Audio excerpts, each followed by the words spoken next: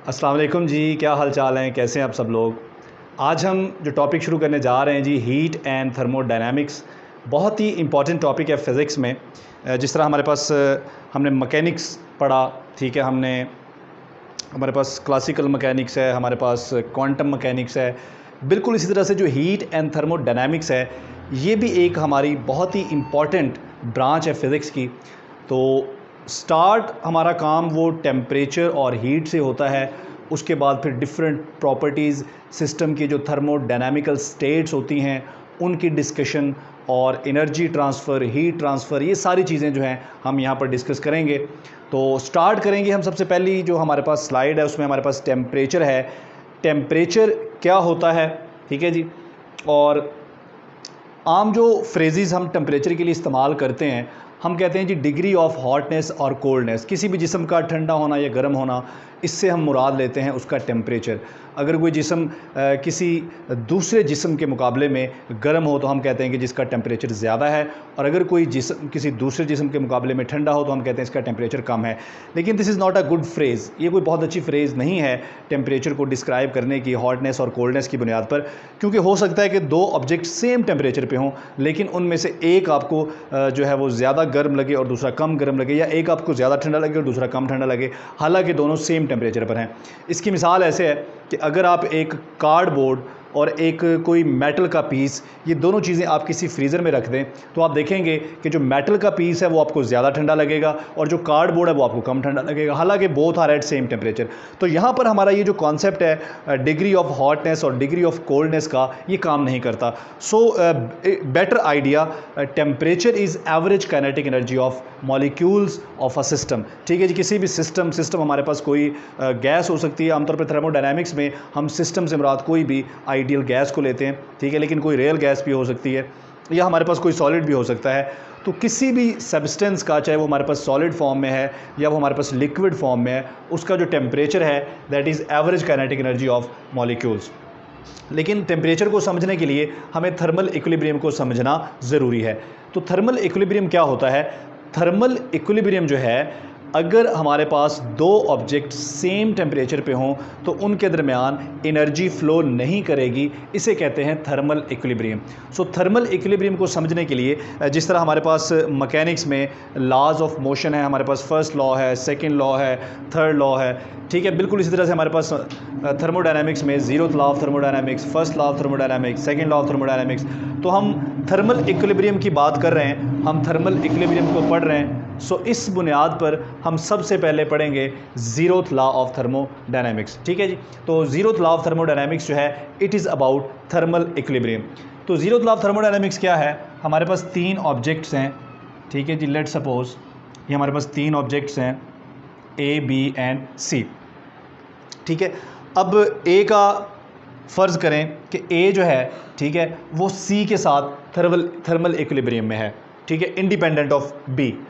इसी तरह से बी जो है वो भी सी के साथ थर्मल इक्विलिब्रियम में है, इंडिपेंडेंट ऑफ ए। अगर ए और बी इंडिपेंडेंटली सी के साथ थर्मल इक्विलिब्रियम में है तो ये दोनों आपस में भी थर्मल इक्विलिब्रियम में होंगे। This is known as zeroth law of thermodynamics. और थर्मोडायनामिक्स में हमारी सारी स्टोरी जो है वो ज़ीरोथ लॉ ऑफ थर्मोडायनामिक्स से स्टार्ट होती है।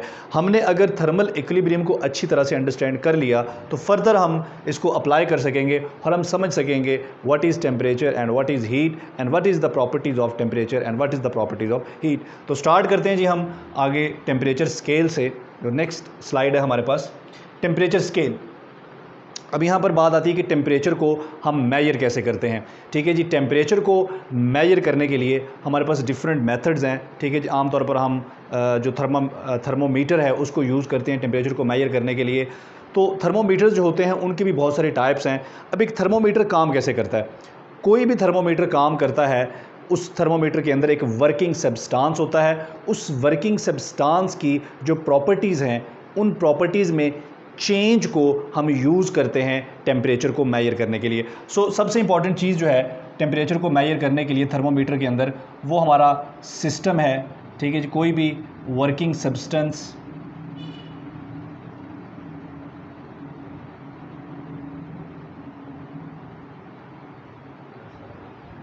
कोई भी हमारा वर्किंग सब्सटेंस है उसको हम यूज़ करते हैं टेम्परेचर को मेजर करने के लिए। और टेम्परेचर को मेजर कैसे करते हैं?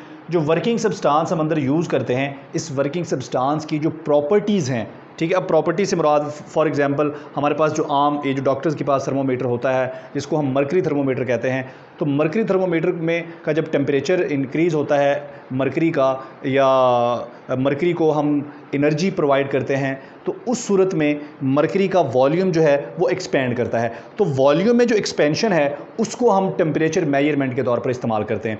तो जो भी वर्किंग सब्सटेंस आप यूज़ कर रहे होते हैं, ठीक है जी, उसका वॉल्यूम या उसका प्रेशर या कोई भी उसकी जो फिज़िकल प्रॉपर्टी है, उस फिज़िकल प्रॉपर्टी में चेंज को हम यूज़ करते हैं टेम्परेचर को मेजर करने के लिए।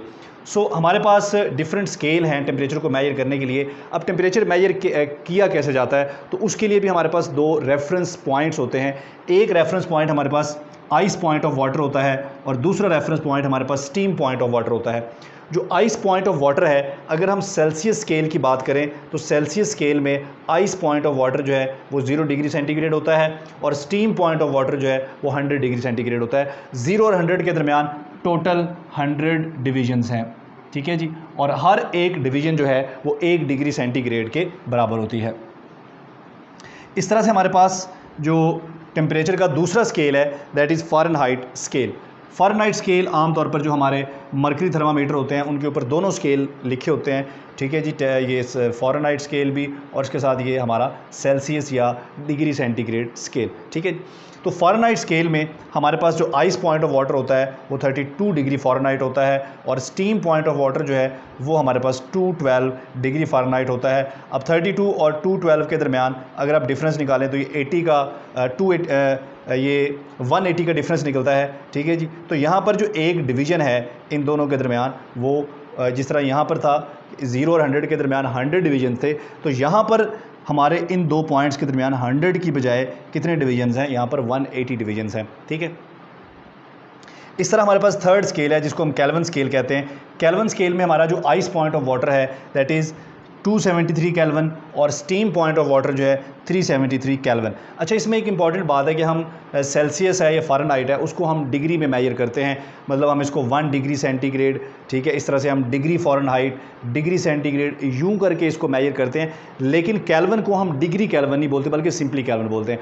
केल्विन के साथ डिग्री लगाने का जो है वो डिग्री ना लगाने का क्या रीज़न है? इसके बहुत सारे रीज़न्स आपको मिलेंगे अगर आप इसको सर्च करें लिटरेचर में। जो सबसे ऑथेंटिक रीज़न है वो ये है कि ये हमारा वाहिद टेम्परेचर स्केल है जिसके अंदर एब्सोल्यूट टेम्परेचर एग्जिस्ट करता है। एब्सोल्यूट टेम्परेचर हम किसको बोलते हैं? हम 0 केल्विन को एब्सोल्यूट टेम्परेचर बोलते हैं और ये -273 डिग्री सेंटीग्रेड के बराबर होता है। ये वो टेम्परेचर है जिसको हमने अभी तक अचीव नहीं किया, इसलिए हमने इसको नाम दिया एब्सोल्यूट ज़ीरो का। एब्सोल्यूट ज़ीरो जो है वो सिर्फ केल्विन स्केल में एग्जिस्ट करता है, इसलिए हमने इसके साथ डिग्री का जो साइन है वो नहीं लगाया, बाकियों के साथ डिग्री का साइन है। इसको हम डिग्री में मेजर भी नहीं करते बल्कि सिंपली हम इसको केल्विन कहते हैं। केल्विन जो है, केल्विन SI यूनिट भी है, केल्विन हमारे टेम्परेचर का SI यूनिट भी है। ये भी हमारे टेम्परेचर यूनिट्स हैं, सेल्सियस, सेंटीग्रेड भी, फ़ारेनहाइट भी, लेकिन जो SI यूनिट है वो हमारा केल्विन है। अब आगे हम देखते हैं कि इन टेम्परेचर स्केल्स को हम आपस में कन्वर्ट कैसे कर सकते हैं। हमारे पास कन्वर्जन है डिफरेंट टेम्परेचर स्केल्स की। तो अगर हमारे पास टेम्परेचर सेल्सियस में हो, या सेल्सियस लिखना था, अगर हमारे पास टेम्परेचर सेल्सियस में हो और उसको फ़ारेनहाइट में कन्वर्ट करना हो तो आप ये वाला फार्मूला इस्तेमाल करेंगे, ठीक है। अगर आपने उलट करना हो, आपके पास फ़ारेनहाइट में हो और सेल्सियस में करना हो तो आप ये वाला फार्मूला इस्तेमाल करेंगे। इसी तरह से अगर आपके पास टेम्परेचर केल्विन में हो और आपने सेंटीग्रेड में जाना हो तो आप ये फार्मूला इस्तेमाल करेंगे, और टेम्परेचर अगर आपके पास सेंटीग्रेड या सेल्सियस में हो और केल्विन में जाना हो तो आप ये वाला फार्मूला इस्तेमाल करेंगे। उसके बाद है चेंज इन टेम्परेचर। आपने देखा कि जो सेल्सियस स्केल है हमारा उसको हम कहते हैं जी 0 to 100। तो कितने डिवीज़न है? 0 और 100 के दरमियान 100 डिवीजन्स है। इसी तरह से हमारा जो केल्विन स्केल है वो 273 केल्विन से 373 केल्विन के दरमियान होता है। तो कितने डिवीज़न है? 100 डिवीज़न है। इसका मतलब है कि अगर आप टेम्परेचर डिफरेंस निकाल रहे हैं, तो टेम्परेचर डिफरेंस दोनों स्केल में क्या होगा, सिमिलर होगा, क्योंकि दोनों स्केल्स में कितने डिवीजन है, 100 डिवीजन है।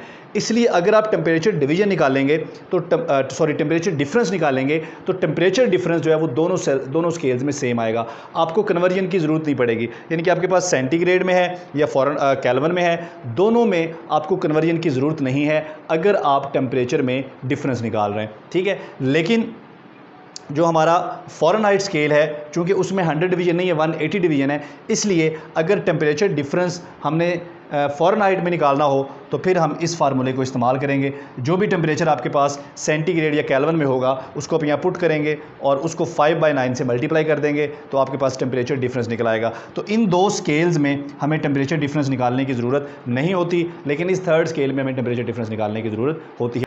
चेंज इन टेम्परेचर ये बात हो चुकी है जी, ठीक है जी। चलें जी नेक्स्ट स्लाइड पे मूव करते हैं जी। एक्सपेंशंस, तो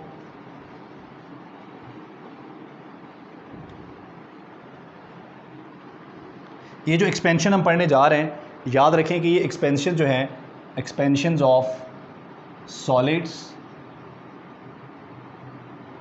एंड लिक्विड्स, ठीक है जी। तो सॉलिड्स या लिक्विड्स में जो एक्सपेंशन है वो किस तरह से निकाली जाती है। हमारे पास दो तरह की एक्सपेंशंस हैं। सबसे पहले लीनियर एक्सपेंशन है, ठीक है। लीनियर एक्सपेंशन क्या कह रही है कि चेंज इन लेंथ, ठीक है। जब किसी भी ऑब्जेक्ट को आप हीट करते हैं, हमारे पास फ़र्ज़ करें कि कोई रॉड है हमारे पास, अगर हम उसको हीट करते हैं तो उसकी लेंथ में जो चेंज आएगा वो चेंज डायरेक्टली प्रोपोर्शनल होगा उसकी ओरिजिनल लेंथ के, और ये चेंज डायरेक्टली प्रोपोर्शनल होगा चेंज इन टेम्परेचर डिफरेंस के। यानी कि अगर आप टेम्परेचर ज़्यादा बढ़ाएंगे तो लेंथ में चेंज भी ज़्यादा आएगा, अगर टेम्परेचर कम बढ़ाएंगे तो लेंथ में चेंज भी कम आएगा, ठीक हो गया। तो ये है हमारी लीनियर एक्सपेंशन, और इसमें ये जो आपको अल्फ़ा नज़र आ रहा है that is coefficient of linear expansion. अगर हम इसकी वैल्यू निकालें तो ये हमारे पास आता है alpha is equal to delta L divided by L I into delta T, ठीक है जी। तो अगर आप इसका यूनिट निकालें तो इसका यूनिट जो है दैट इज़ पर केल्विन, ठीक हो गया। इसी तरह से हमारे पास वॉल्यूम एक्सपेंशन है। वॉल्यूम एक्सपेंशन 3 डायमेंशन में होगी, क्योंकि इसमें लेंथ विड्थ हाइट तीनों में एक्सपेंशन होगी। तो यहाँ पर जो कोएफिशिएंट आ रहा है इसे कहते हैं कोएफिशिएंट ऑफ वॉल्यूम एक्सपेंशन। अगर आप इन दोनों कोएफिशिएंट्स को आपस में कनेक्ट करते हैं तो ये पेपर में आपको एज आ MCQs आ सकता है, पहले भी ये आ चुका है SS के टेस्ट में। बीटा और अल्फ़ा के दरमियान क्या रिलेशन है, so beta is equal to 3 times of alpha. वजह ये सिंपल है, अल्फ़ा 1 डायमेंशन में एक्सपेंशन है और बीटा 3 डायमेंशन में एक्सपेंशन है, इसलिए हमें अल्फ़ा को 3 से मल्टीप्लाई करना पड़ेगा। 3 डायमेंशन में एक्सपेंशन होगी तो वो बीटा के बराबर आएगी। तो ये है जी हमारी expansion in length and expansion in volume. यहाँ पर एक बड़ा इंपॉर्टेंट प्रॉब्लम आता है, ठीक है, ये आपसे MCQs भी पूछा जा सकता है। अगर हमारे पास एक ऐसी डिस्क हो जिस डिस्क के सेंटर में एक होल हो, अच्छा अगर आप इस डिस्क को गर्म करें तो क्या ये जो होल है इस होल का एरिया बढ़ेगा या कम होगा। आमतौर पर हमारे जहन में ये आता है कि जब आप इसको गर्म करेंगे तो चूंकि ये एक्सपेंशन होगी डिस्क में, इसकी वजह से होल जो है उसका एरिया कम हो जाएगा। ऐसा नहीं है, जब आप इसको गर्म करेंगे तो लीनियर एक्सपेंशन हो इसमें या वॉल्यूम एक्सपेंशन हो, फ़र्ज़ करें कि इसमें लीनियर एक्सपेंशन वॉल्यूम एक्सपेंशन है, ये लीनियर एक्सपेंशन है, जो भी इसमें थर्मल एक्सपेंशन है वो हर डायमेंशन में इक्वली होती है, ठीक है। जिसकी वजह से ये देखें अगर ये हर डायमेंशन में इक्वली होगी तो ये देखें ये जो होल है इसका साइज़ भी बढ़ेगा, बिल्कुल ऐसे बढ़ेगा जैसे दरमियान में होल है ही नहीं। इसका मतलब है कि होल जो हैं जब उनको हीट किया जाता है, जब उनका टेम्परेचर बढ़ाया जाता है तो दे एक्सपैंड, ठीक है, वो कॉन्ट्रैक्ट नहीं करते बल्कि वो भी एक्सपैंड करते हैं। तो ये एक इंपॉर्टेंट MCQs यहाँ पर हो सकता है।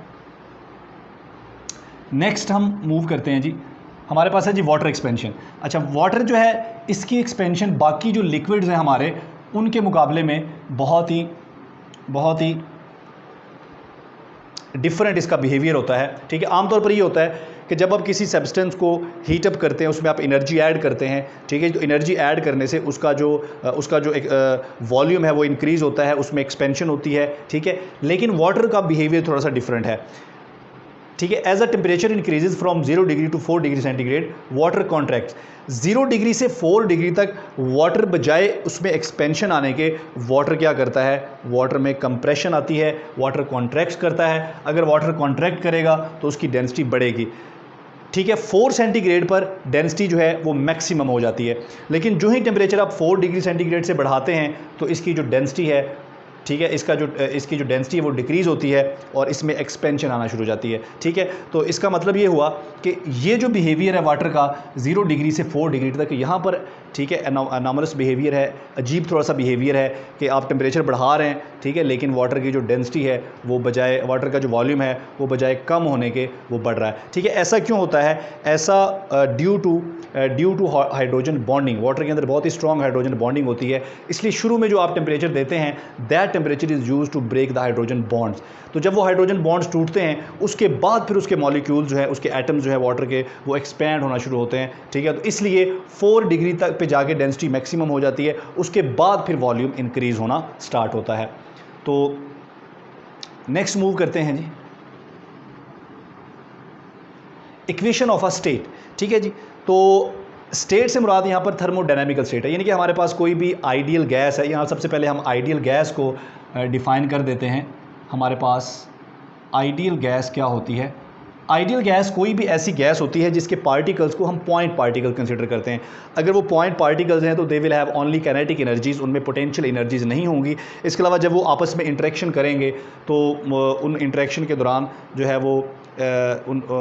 वो सिर्फ कोलिजन्स पर, जब उनके दरमियान कोलिजन्स होंगे तो उस सूरत में वो एक दूसरे पर फोर्स लगाएंगे, इसके अलावा वो एक दूसरे पर फोर्स एक्सर्ट नहीं करेंगे because they are point particle. So किसी रियल गैस को अगर हमने मॉडल करना हो एज अ आइडियल गैस तो कैसे कर सकते हैं? अगर हम गैस की डेंसिटी को डिक्रीज़ कर दें, अगर हम गैस की डेंसिटी को कम कर दें, उसके प्रेशर को कांस्टेंट रखते हुए उसकी डेंसिटी को हम कम कर दें, तो हम उसको मॉडल कर सकते हैं एज अ आइडियल गैस। वरना आइडियल गैस एक हाइपोथेटिकल गैस है। अगर आप किसी रियल गैस को मॉडल करना चाहते हैं एज अ आइडियल गैस तो आपको उसकी डेंसिटी डिक्रीज़ करनी पड़ेगी। सो मैं यहाँ पर लिख देता हूँ जी, आपको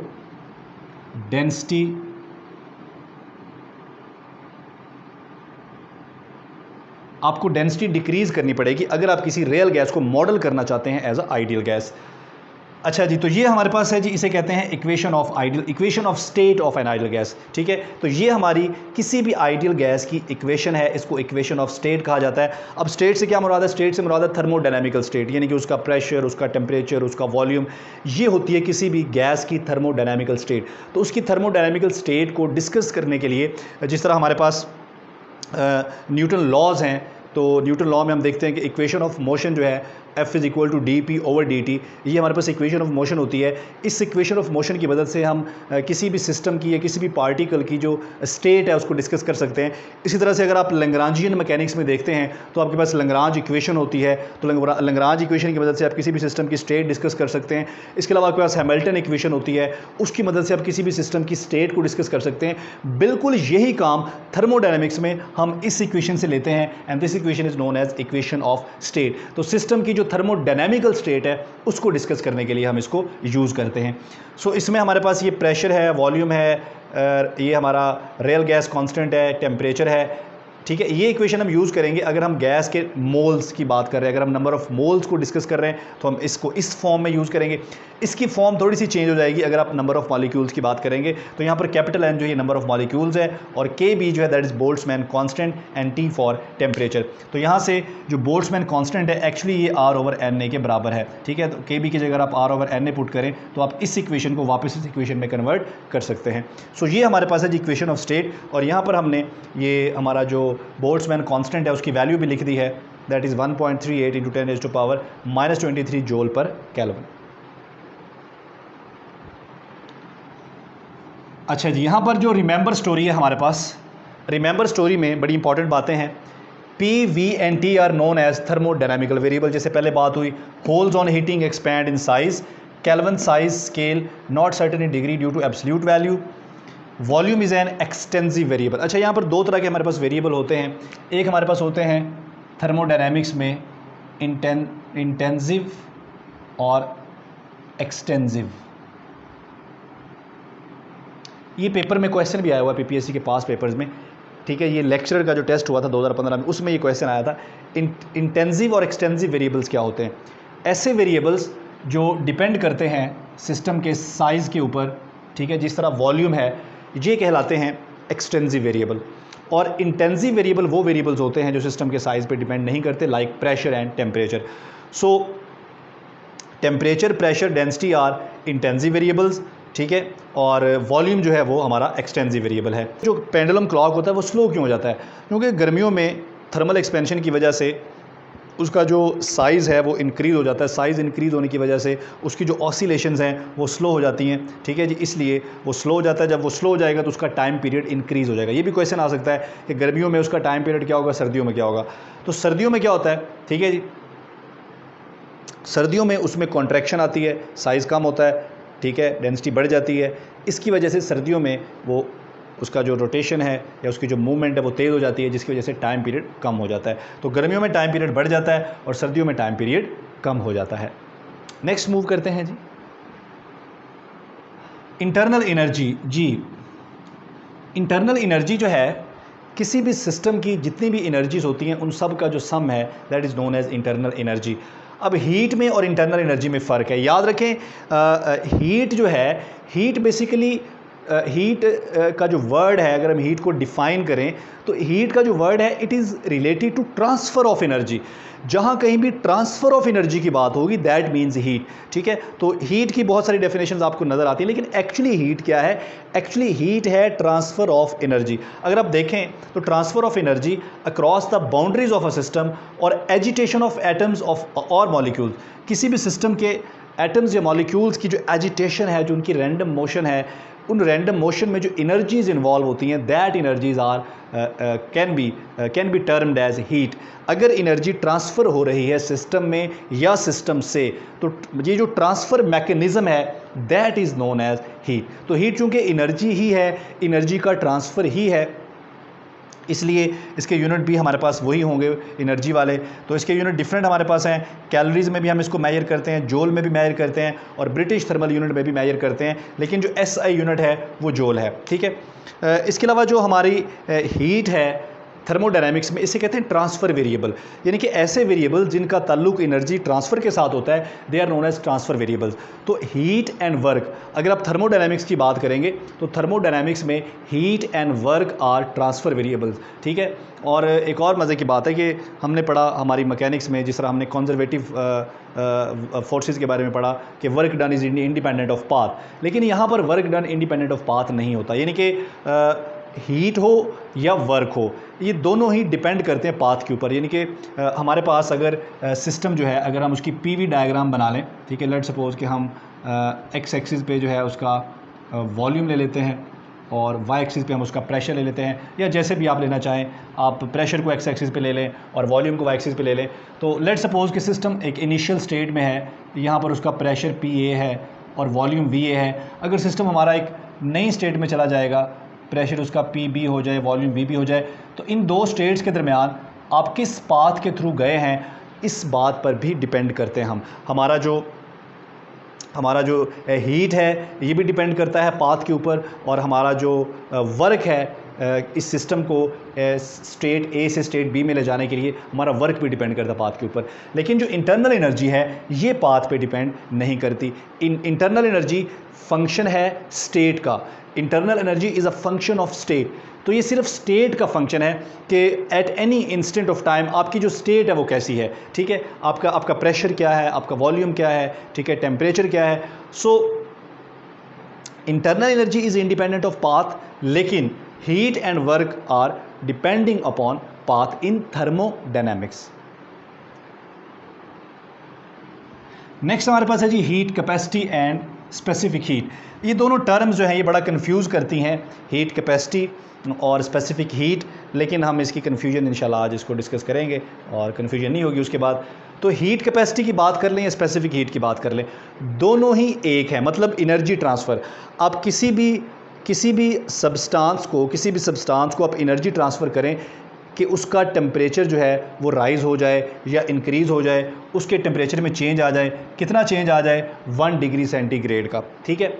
लेकिन दोनों में फ़र्क क्या है? दोनों में फ़र्क ये है कि अगर आप हमारे पास जो सब्सटेंस है, अगर आप एज अ होल उसको एक यूनिट तस्वुर कर लें और एज अ होल अगर आप उसको एनर्जी ट्रांसफ़र करें और एज अ होल उसके टेम्परेचर के राइज़ की बात करें तो वो हम कहेंगे हीट, वो है हीट कैपेसिटी। लेकिन अगर आप स्पेसिफिक मैस की बात करें कि हमारे पास कोई भी सब्सटेंस है और उसके कितने मैस को का टेम्परेचर इंक्रीज़ करने के लिए आपको कितनी एनर्जी चाहिए, तो अगर आप मैस को स्पेसिफिक कर लेते हैं तो फिर वो बन जाती है स्पेसिफिक हीट। लेकिन अगर आप मैस को स्पेसिफिक नहीं करते और आप एज अ होल पूरे यूनिट की बात करते हैं, आपके पास जो भी चीज़ है उसको आप एक यूनिट तस्वुर करते हैं, एक पूरा कंप्लीट यूनिट तस्वुर करते हैं, ठीक है, तो उस सूरत में जो एनर्जी ट्रांसफ़र करेंगे उसके टेम्परेचर को 1 डिग्री राइज़ करने के लिए उससे हम कहेंगे हीट कैपेसिटी। तो ये हीट कैपेसिटी में और स्पेसिफिक हीट में फ़र्क है। देखें, स्पेसिफिक हीट कैपेसिटी जो है energy required to raise the temperature of substance as a whole, ठीक है। लेकिन यहाँ पर क्या है, energy required to raise the temperature of a substance of mass M, यानी कि यहाँ पर मैस का जिक्र नहीं है, एज अ होल बात हो रही है, लेकिन यहाँ पर स्पेसिफिक मैस आ गया। अगर स्पेसिफिक मैस आ जाए तो फिर वो क्या बन जाएगी, वो बन जाएगी स्पेसिफिक हीट, और स्पेसिफिक मैस ना आए तो वो क्या रहेगी, हीट कैपेसिटी।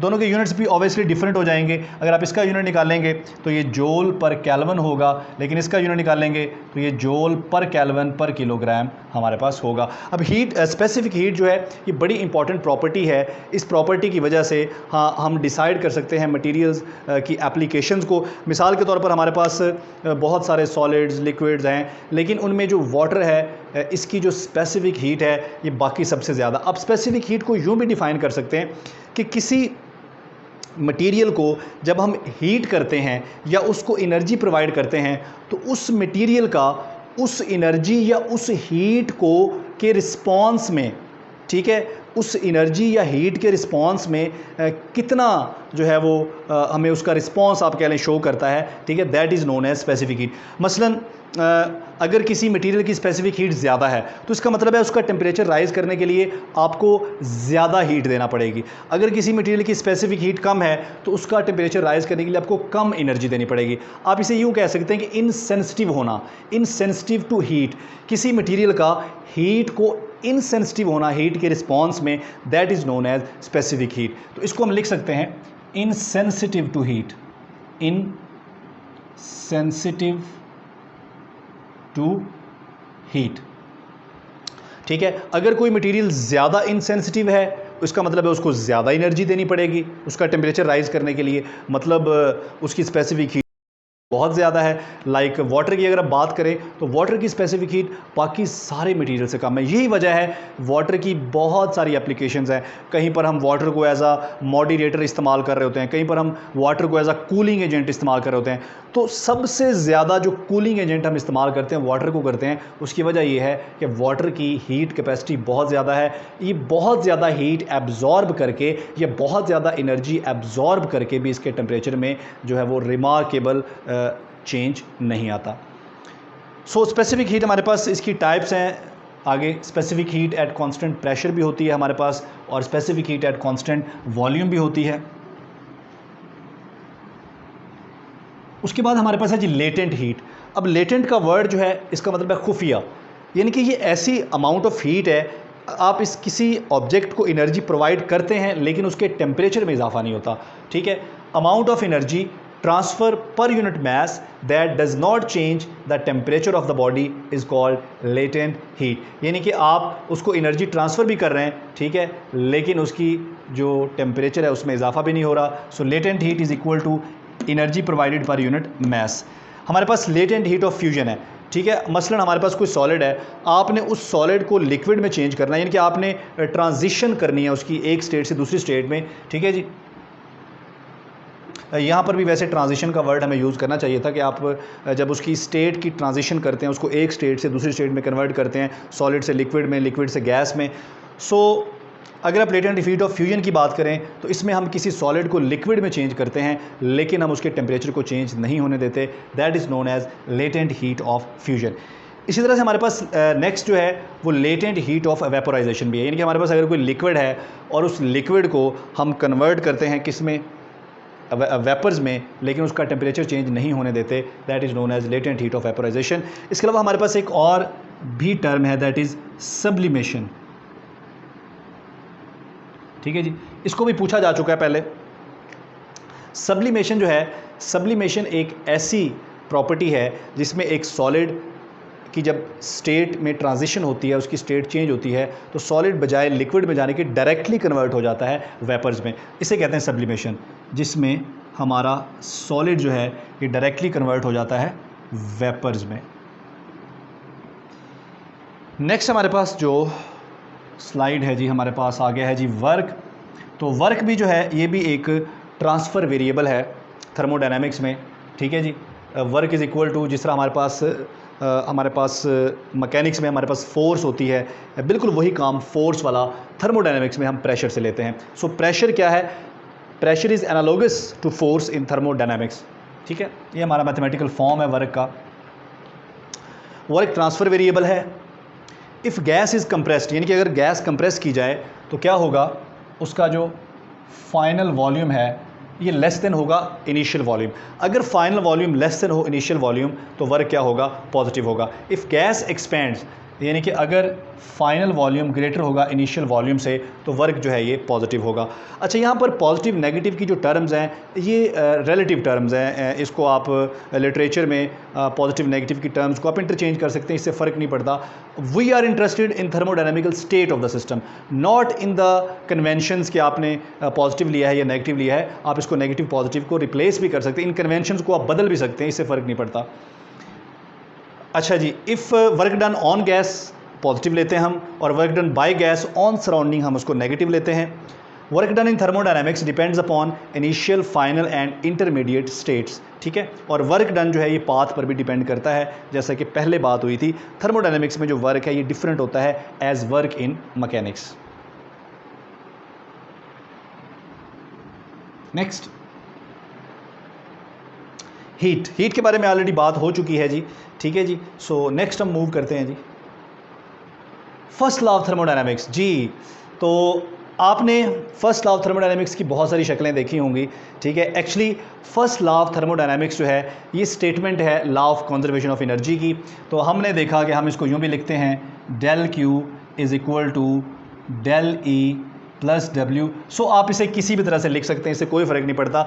मैंने इसको एक और तरह से लिखा है, change in internal energy is equal to energy provided to the system plus work done on the system. यानी कि आप सिस्टम की इंटरनल एनर्जी को चेंज कर रहे हैं, ठीक है। किस तरह से चेंज कर रहे हैं? दो मेथड आप यूज़ कर रहे हैं। आप या तो सिस्टम को एनर्जी प्रोवाइड कर रहे हैं और सिस्टम के ऊपर वर्क कर रहे हैं। दोनों तरीक़ों से जो आप इंटरनल एनर्जी को चेंज करेंगे तो इन दोनों एनर्जीज़ का सम, यानी कि जो भी एनर्जी आप सिस्टम को प्रोवाइड करेंगे या सिस्टम पे आप वर्क करेंगे, दोनों सूरतों में सिस्टम की इंटरनल एनर्जी में इजाफा होगा। So this is the statement of first law of thermodynamics, ठीक है। अब इसकी बहुत सारी एग्जांपल्स हैं हमारे रोज़मर्रा लाइफ में। आप देखते हैं जो हमारा sudden burst of a tyre है, उसमें जो एयर का निकलना, that is an example of first law of thermodynamics. इसके अलावा आप जब खाना खाते हैं तो आपका जो मेटाबॉलिज्म है, it's a very good example of first law of thermodynamics.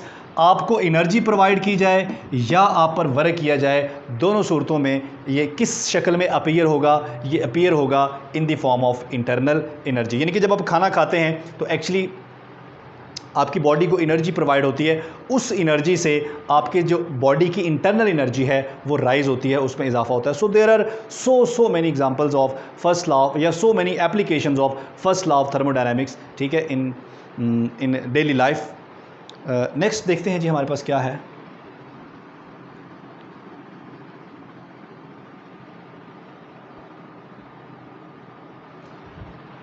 Ji, internal energy is a function of state, so it is a state variable. ये स्टेट वेरिएबल है, ट्रांसफ़र वेरिएबल नहीं है। सो ये स्टेट वेरिएबल है, तो state variable जो है वो पाथ पे डिपेंड नहीं करता, लेकिन ट्रांसफ़र वेरिएबल्स पाथ पे डिपेंड करते हैं। Internal energy is a microscopic quantity, इसका ताल्लुक माइक्रोस्कोपिक स्टेट के साथ है। Internal energy does not depend upon path. First law of thermodynamics is law of conservation of energy. अच्छा, अगर हमारे पास फर्स्ट लॉ आप यूँ लिख रहे हैं, del E is equal to Q minus W, तो यहाँ से Q is equal to del E plus W हो जाएगा। ये वही स्टेटमेंट है जो आमतौर पर आप अपनी टेक्स्ट बुक्स में भी पढ़ते हैं। तो इसका मतलब है कि अगर ये फॉर्म है is refer to work done by the, इसका मतलब है कि हमारा जो सिस्टम अंडर कंसिडरेशन है वो वर्क कर रहा है। लेकिन अगर Q प्लस डब्ल्यू हो तो उसका मतलब है कि हमारा हमारे सिस्टम पर वर्क हो रहा है, वर्क डन हो रहा है ऑन द गैस, तो उस सूरत में आप अगर ये वाली फॉर्म लिखेंगे, ठीक है, तो ये देखें ये Q प्लस W है, ठीक है, तो Q प्लस W, ये प्लस W है, इधर जाके ये माइनस W हो जाएगा, सो यहाँ हमारे पास रह जाएगा डेल Q।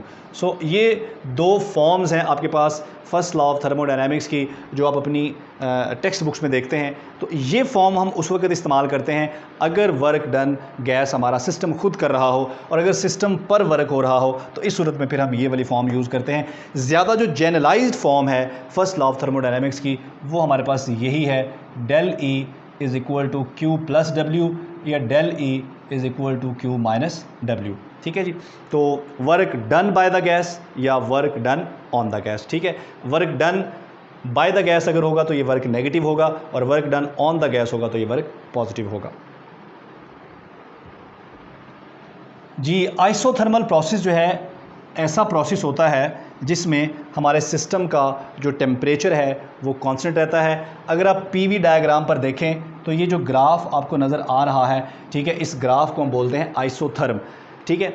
आइसोथर्मल प्रोसेस जो होते हैं ये हमेशा बहुत ही स्लोली कैरी किए जाते हैं। स्लोली इसलिए कैरी किए जाते हैं कि हमने सिस्टम का टेम्परेचर जो है वो चेंज नहीं होने देना होता। हमने सिस्टम में हीट ऐड भी करनी होती है, सिस्टम से हीट रिमूव भी करनी होती है, ताकि सिस्टम का टेम्परेचर चेंज ना हो।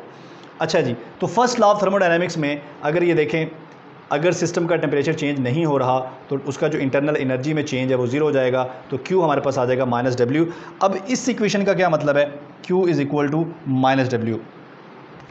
आप इसको यूँ भी लिख सकते हैं, W is equal to minus Q। इसका मतलब ये है कि you have to remove the heat from the system. Minus Q का मतलब है अगर आप सिस्टम को आइसोथर्मल प्रोसेस में जो है वो आप उसको कैरी करना चाहते हैं, आप सिस्टम का टेम्परेचर कांस्टेंट रखना चाहते हैं, तो आपको क्या करना पड़ेगा, आपको हीट सिस्टम से रिमूव करनी पड़ेगी। तो ये जो कर्व आपको नज़र आ रहा है, that curve is known as isotherm. उसके बाद हमारे पास होगा जी अडियाबैटिक प्रोसेस। तो अडियाबैटिक का लफ्ज़ी मतलब जो है, इसका लफ्ज़ी मतलब है कैन नॉट क्रॉस, यानी कि ऐसा प्रोसेस जिसमें हीट ना तो सिस्टम में ऐड हो सकती है और ना सिस्टम से बाहर जा सकती है, दैट इज़ अडियाबैटिक प्रोसेस। और अडियाबैटिक प्रोसेस जो है इसमें चूँकि Q हमारा ज़ीरो हो जाएगा तो del E is equal to W, यानी कि सिस्टम में की जो इंटरनल एनर्जी में चेंज आएगा that is due to work done on the system, ठीक हो गया। तो इसका जो ग्राफ है ये थोड़ा सा शार्प होता है as compare to isothermal process. तो जितने भी अडियाबैटिक प्रोसेस होते हैं they carried out very rapidly, इनको बड़ी तेज़ी से किया जाता है। तेज़ी से इसलिए किया जाता है ताकि सिस्टम के अंदर इतना टाइम ना हो कि हीट सिस्टम में ऐड हो सके या सिस्टम से बाहर आ सके। तो ये हमारे पास है जी अडियाबैटिक प्रोसेस। नेक्स्ट हमारे पास अभी और प्रोसेस भी बचे हैं, तो आइसोबैरिक प्रोसेस। बैरिक का वर्ड जो है आमतौर पर प्रेशर के लिए इस्तेमाल करते हैं। सो ऐसा प्रोसेस जो कांस्टेंट प्रेशर पे होता है।